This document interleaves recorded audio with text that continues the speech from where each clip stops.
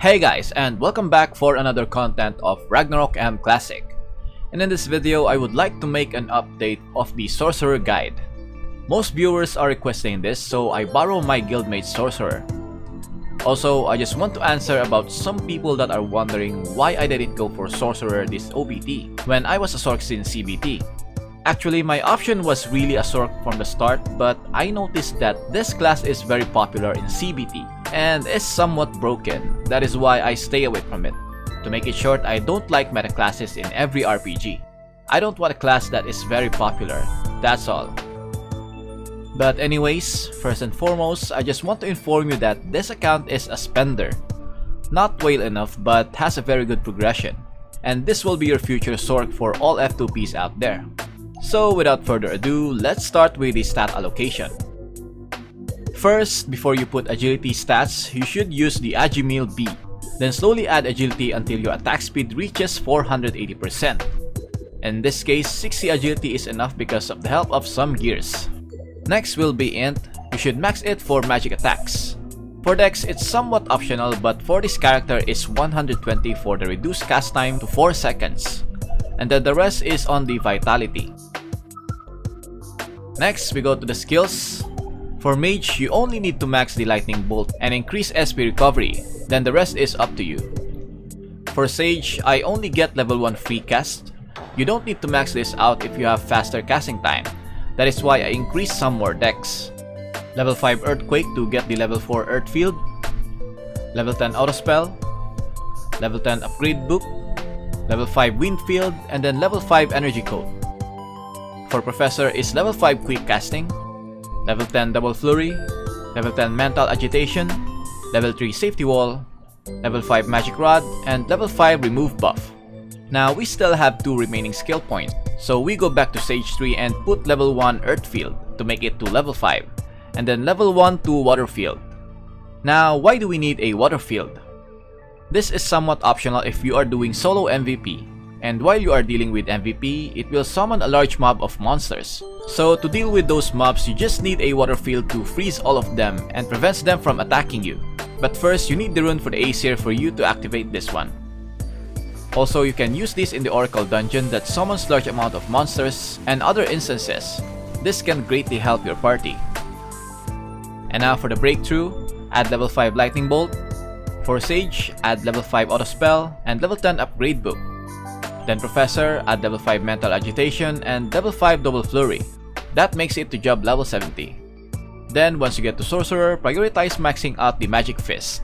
Then get the sharpened weapon only to level 5 just to get the maximum magic attack stats. Because after level 5, it will just add another auto attack damage which is not very impactful. Then after that, it's either you max the summon elemental to add another elemental damage. And from here, select the Summon Ventus to furtherly increase your wind damage. If level 10, you can have 10% more wind damage. That's another boost. Or you can max the auto spell by another 5 points, because I believe that more chances of triggering lightning bolts after Magic Fist can do much higher DPS output. For PvP skills, you can access it here on the 3rd tab. And the skills that you need will be the Nature's Grace for additional 28% elemental damage. Combat Proficient to have a chance to reset your skill cooldown. It may reset your Magic Fist so you can buff another one. And then the Battle Instinct for Magic Penetration, and your active skill is the Berserker. Now for the gears. Here he has plus 5 2-slotted Sage Diary and also upgraded to Star. Then his cards are the Hailwind card which boosts his lightning damage by 25%. Then Dark Mage card to increase the auto spell trigger chance by another 3%. This will be replaced with Free Oni Star if you can craft it. Then the set combo is the Telekinetic Orb. It now has tier 8 without a slot.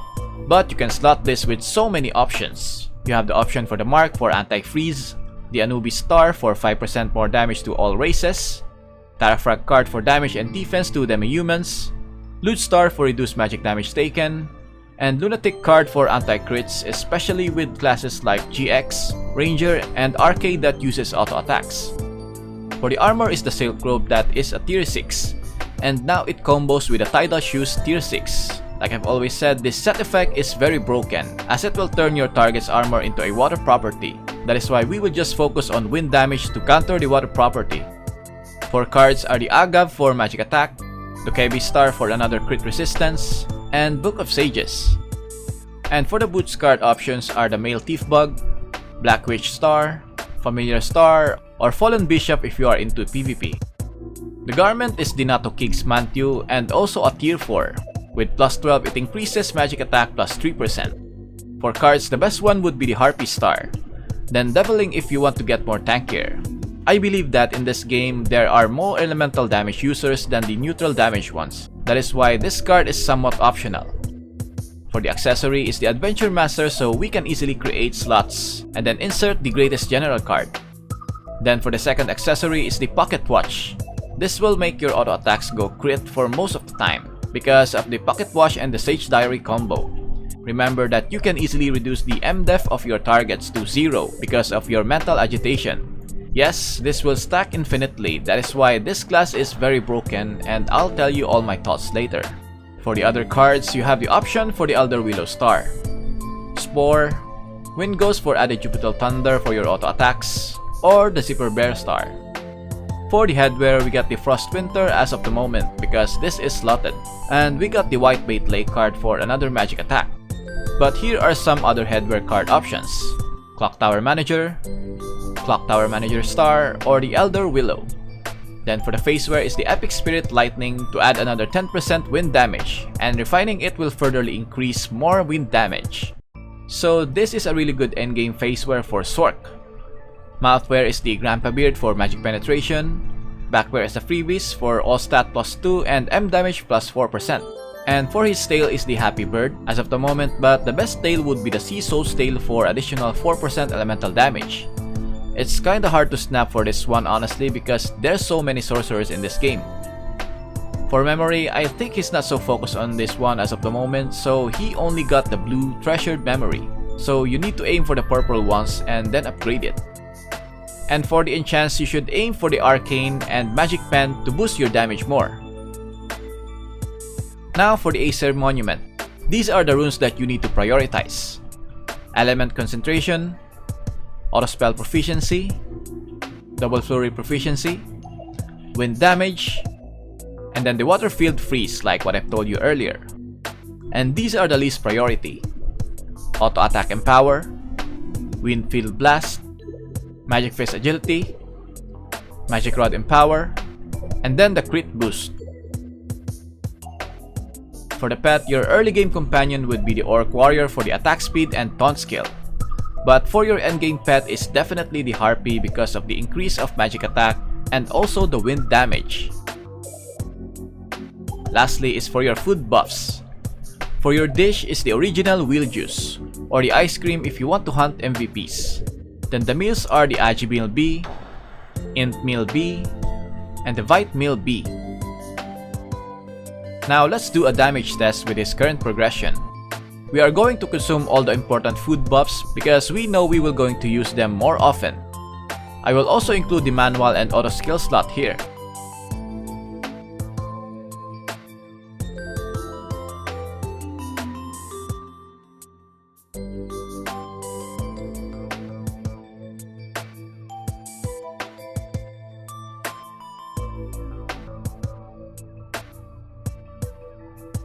Okay, now what are my thoughts with Sorcerer?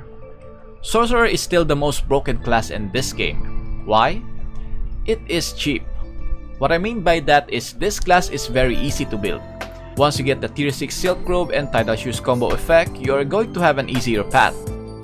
As we have discussed here in the guide, you only need wind damage, nothing else. Unlike other DPS classes that needs converters for any elemental property.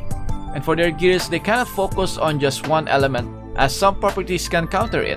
But for Sorc, it will not be a problem as they can just convert the property of the target. One more thing is they don't need ignore MDef stats because they already have the mental agitation passive. This passive allows them to shred magic defenses of the target and it stacks infinitely, which I think is another broken feature. While Warlocks are struggling to build ignore MDef along with the variable cast time, magic attack, magic penetration, and other elemental damage, Sorcerers will only need to focus on magic attack, magic damage, magic penetration, and only wind damage. Then just a bit of attack speed, which is again another advantage for them. If you find this video helpful, then please leave a like. Also subscribe to support my channel. As always, thank you for watching, stay safe and have an awesome day. Lights out.